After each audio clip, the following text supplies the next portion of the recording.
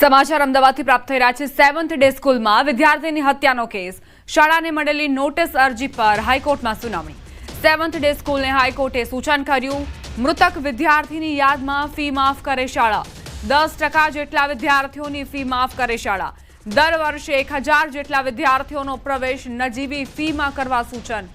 જિલ્લા શિક્ષણ અધિકારીને પૂરતો સહકાર આપવા માટે પણ સૂચના અપાઈ છે। સ્કૂલ સેફટી પોલિસીની ચુસ્ત અમલવારી કરવા આદેશ કરાયો। શાળામાં બાળકોની સુરક્ષાની જવાબદારી શાળાની છે। શાળા ફિઝિકલ મોડમાં શરૂ કરવા અંગે વિચારણા કરાશે। 24 સપ્ટેમ્બરના રોજ વધુ સુનાવણી હાથ ધરાશે।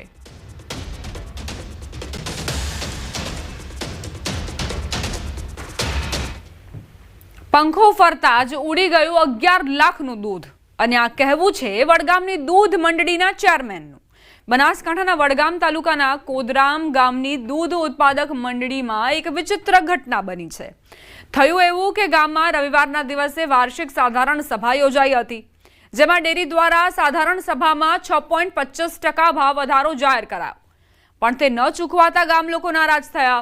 પશુપાલકોના મતે 50% ભાવ વધારો ઓછો અપાયો અને દૂધ મંડળીના ચેરમેન દ્વારા રજિસ્ટરમાં 11 લાખની ઘટ દર્શાવવામાં આવી।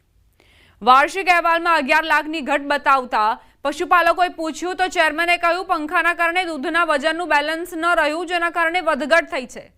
પંખાના કારણે 11 લાખ રૂપિયાના દૂધના વજનની વધઘટથી લોકો આશ્ચર્યમાં મુકાયા અને ગામ લોકોને દૂધમાં ગેરરીતિ થઈ હોવાની આશંકા લાગતા પશુપાલકોએ વિરોધ દર્શાવ્યો।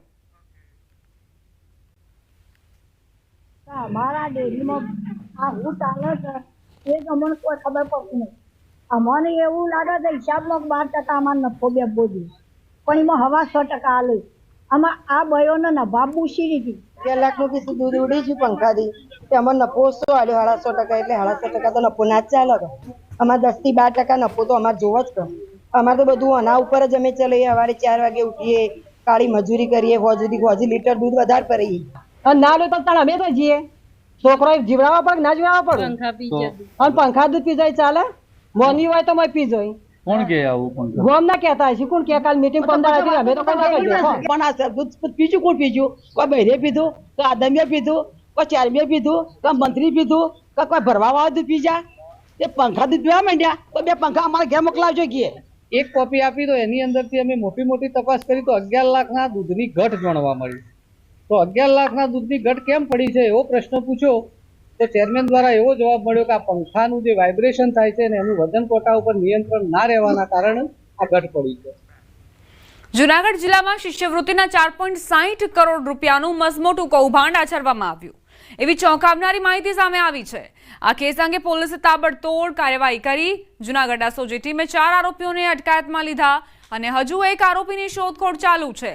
આ કૌભાંડ હેલ્થ અને પેરામેડિકલ સેન્ટર ચલાવતા વ્યક્તિઓએ આચર્યું હતું, જેમાં કેશોદ, માળિયા, માણાવદર અને જૂનાગઢમાં 12 સંસ્થાઓમાં નકલી એડમિશન બતાવીને મસમોટું કૌભાંડ આચરવામાં આવ્યું। કોર્ટે 4 આરોપીઓને 6 દિવસના પોલીસ રિમાન્ડ પર મોકલ્યા છે। નાયબ નિયામક અનુજાતિ કલ્યાણ જૂનાગઢ કચેરીમાંથી સરકારશ્રીના પ્રવર્તમાન નિયમો મુજબ મળવાપાત્ર શિષ્યવૃત્તિના નામે વિદ્યાર્થીઓના ખોટા દસ્તાવેજો, ડોક્યુમેન્ટો રજૂ કરી તેમને શિષ્યવૃત્તિ નહીં ચૂકવી છેતરપિંડી કરે છે બાબતે સી ડિવિઝન પોલીસ સ્ટેશનમાં જુલાઈ 2023માં જે 12 જેટલા ઇન્સ્ટિટ્યૂટ કે સંસ્થાઓ છે તેમના વિરુદ્ધ 409, 406, 465, 468, 471 તથા 120B મુજબ નાયબ નિયામક શ્રી અનુજાતિના અધિકારીએ ફરિયાદ આપેલી। આ બાબતે ગુનો દાખલ કરવામાં આવેલો। સુરતના કીમ અને કોસંબા સહિત અનેક વિસ્તારોમાં ગેસ સિલિન્ડરને લઈને કકડાટ સર્જાયો છે, જ્યાં છેલ્લા 1 સપ્તાહથી ગ્રાહકો બુકિંગ કર્યા બાદ પણ સિલિન્ડરથી વંચિત છે। કલાકો સુધી લાઇનમાં ઊભા રહેવા મજબૂર બન્યા છે। લોકો દૂરથી ભાડું ખર્ચીને આવે છે, પરંતુ ખાલી હાથ પરત જવું પડે છે। એજન્સી સંચાલકોનું કહેવું છે કે પુરવઠાની અછત અને ટ્રાન્સપોર્ટની મુશ્કેલીઓના કારણે આવી સ્થિતિ ઊભી થઈ છે, ત્યારે તાત્કાલિક પગલાં લઈને રાહત મળે તેવી લોકો માંગ કરી રહ્યા છે। एजेंसी वाले बोले कि अभी बैठक खत्म हो गया, दूसरे दिन आप नंबर में लगा लो। नंबर लगाया, वहाँ में मेरा OTP भी है मोबाइल में, फिर भी नहीं मिल रहा है। बोले गुरुवार को वहीं पे जाना मिलेगा।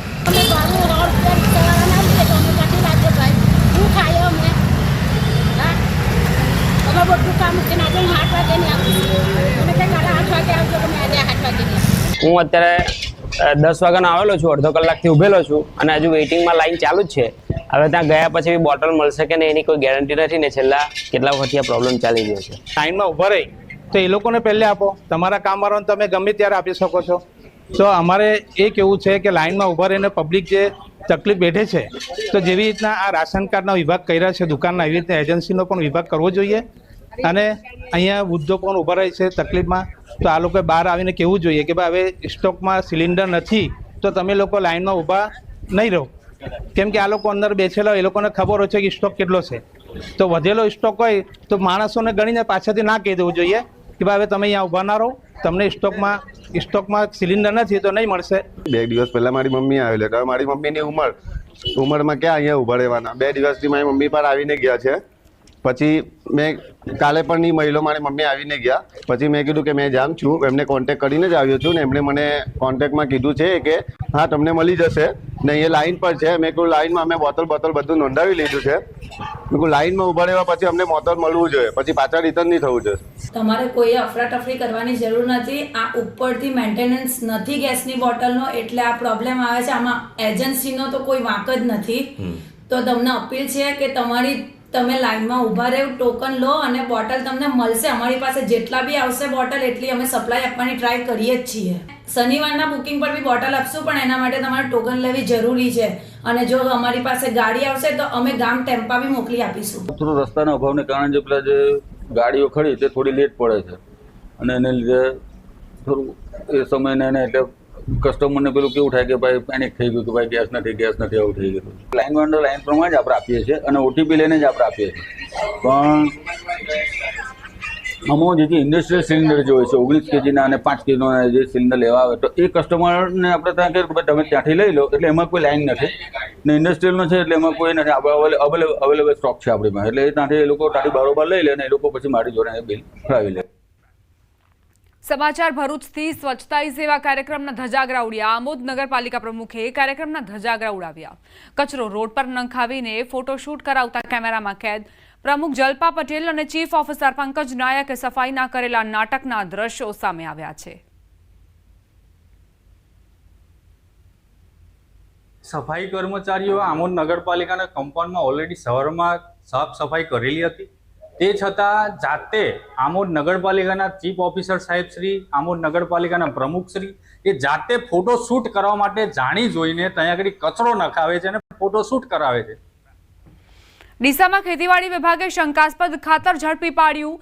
જીપ ડાલુ ભરીને જતા ખાતરને ઝડપી પાડ્યું. યુરિયા ખાતરની થેલી બદલી ખાતર લઈ જવાતું હતું. સાંચોરથી ખાતર ડીસા તરફ જતા કંસારી ટોલ નાકાથી ઝડપાયું. 60 યુરિયા ખાતરના શંકાસ્પદ કટ્ટા કબજે લેવાયા. ખેતીવાડી વિભાગે સેમ્પલને પરીક્ષણ અર્થે મોકલ્યા. ખાતરની અછત વચ્ચે કાળા બજાર થતું હોવાની પણ ફરિયાદ ઉઠી છે.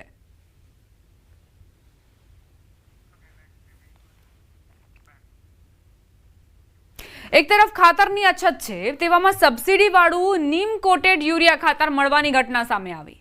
બારડોલીના મહુવાના તરસાડી ગામે 30 બેગ ખાતરની મળી આવી. શ્રીરામ રેઝિન પ્રાઇવેટ લિમિટેડના જવાબદારો સામે ફરિયાદ નોંધાઈ છે. સબસિડીવાળું નીમ કોટેડ યુરિયા ખાતર ઔદ્યોગિક હેતુથી વેચાણ કરાયું. નાયબ ખેતી નિયામકે મહુવા પોલીસમાં ફરિયાદ આપી. શ્રીરામ રેઝિનના જવાબદારો તેમજ જથ્થો સપ્લાય કરનાર ઋષભ ટ્રેડિંગ કંપની સામે ફરિયાદ નોંધાઈ છે. 30 બેગ નીમ કોટેડ યુરિયા હાલ એફએસએલમાં મોકલ્યું છે. રિપોર્ટ આવતા સ્થળ પરથી 3 બેગ મળી આવી હતી. 1500 કિલોગ્રામ ખાતરના 57,000 રૂપિયા કરવેરા સહિત 67,260ની રકમનો એફઆઈઆરમાં ઉલ્લેખ કરાયો છે. 27 નંગ બેગ રેઝિન બનાવતી પ્રક્રિયામાં કંપનીમાં ઉપયોગમાં કરાયો હતો.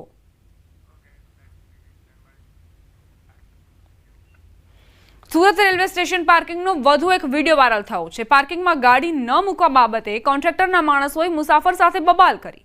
પાર્કિંગમાં જગ્યા હોવા છતાં વાહન ન મૂકવા દેતા વિવાદ થયો હતો. 1 કલાકમાં ગાડી નહીં લઈ જાય તો બંને ટાયરમાંથી હવા કાઢી નાખવાની ધમકી આપી હતી. ગઈકાલે આ જ પાર્કિંગના માણસોએ એક્ઝામ આપવા જતા વિદ્યાર્થીઓ સાથે રકઝક કરી હતી. કોન્ટ્રાક્ટરના માણસોને જાણે આરપીએફ અને જીઆરપીનો કોઈ જ ડર ન હોય તે પ્રકારનું વર્તન કરતા નજરે પડી રહ્યા છે. પોલીસે વિડીયોમાં દેખાતા શખ્સ સામે કડક કાર્યવાહી કરી સાથે માફી પણ મંગાવી છે.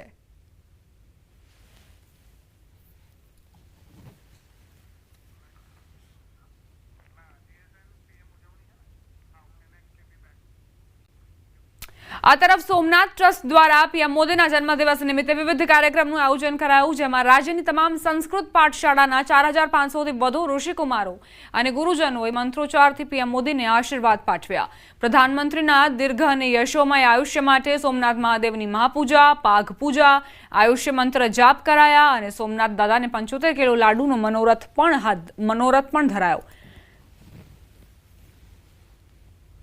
સાથે 4500થી વધારે ઋષિકુમારોએ મંત્રોચ્ચાર કરી અને દેશના યશસ્વી પ્રધાનમંત્રી શ્રી અને ટ્રસ્ટના માનનીય અધ્યક્ષશ્રીને જન્મદિન નિમિત્તે શુભેચ્છાઓ પાઠવી હતી. આ સાથે જ બુલેટિનમાં અત્યારે બસ આટલું જ. વધુ અપડેટ્સ માટે આપ જોતા રહો ન્યૂઝ 18 ગુજરાતી.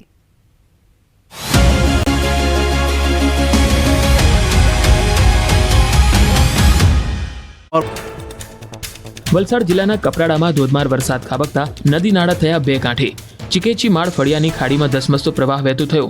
કોઝવે પર પાણી ફરી વળતા હાલાકી. લોકો જીવના જોખમે ખાડી પાર કરવા